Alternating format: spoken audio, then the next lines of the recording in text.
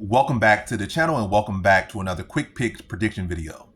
In this video, I'll be predicting the lightweight bout between Chase Hooper versus Lance Gibson Jr. And how do I feel about this one right here is I'll go average confidence Chase Hooper to beat Lance Gibson Jr.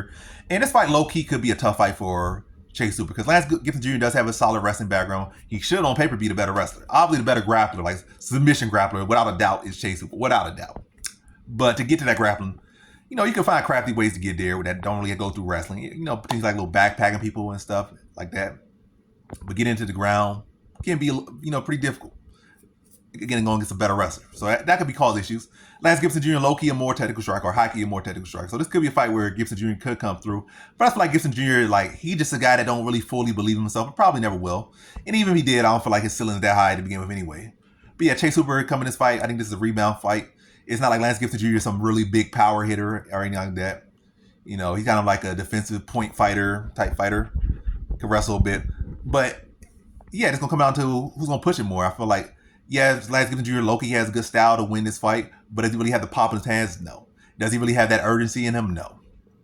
So he probably come, look good in the fight at some points, have good moments there. Probably even potentially make this fight very competitive, make it close, but close, they probably still get to Chase Hooper. Chase Hooper's name, that's the guy they want to build. They're not really trying to build around Lance Gibson Jr. unless, if Gibson Jr. wants them to take notice of him, he got to knock Chase Hooper out. He can't afford to, pity pat with him. Oh, I landed 10 more strikes than you. I landed 7 more strikes than you. I stuffed all your takedowns. I got 1 takedown. Now, you can't afford to do that. They still probably give it to Chase Hooper. And even if they do give it to him, not very likely. But, yeah, so many guys saying this, I feel like at least Chase Hooper will be more active. His strikes might not be the best. His defense may not be the best.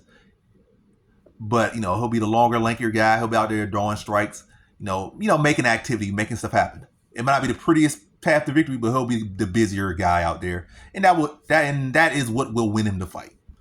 He'll be doing kicks, doing slappy punches, but he'll be going for it. He'll be going for takedowns, maybe even pull guard a couple times.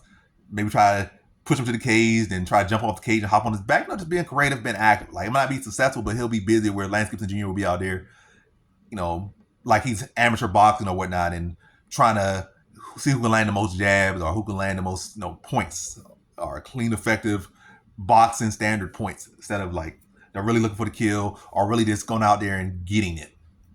So I just feel like it's going to come down to Chase Hooper just being, this activity. Chase Hooper is coming down to activity in my opinion, and Chase Hooper is going to have the higher activity. He's going to take more risks and he's going to push much more than Lance Gibson Jr. here.